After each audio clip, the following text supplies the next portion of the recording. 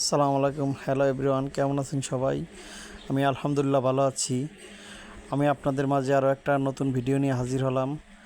আজকে হচ্ছে আমাদের চাতরে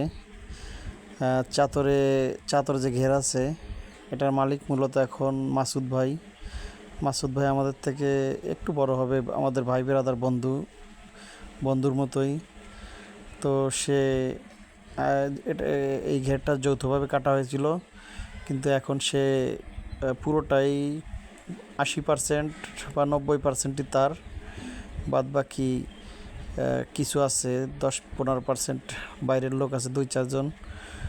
সে আসলে অল্প বয়সে একজন সফল ব্যবসায়ী, তার জন্য সবাই দোয়া করবেন।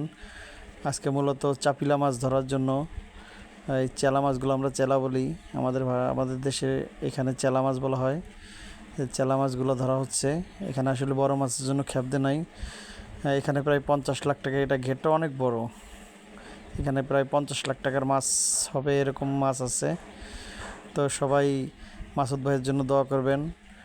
আলহামদুলিল্লাহ, মাসুদ ভাই যেন একজন বড় ব্যবসায়ী হতে পারে, সে যেন গরিব দুঃখী মানুষের পাশে দাঁড়াতে পারে।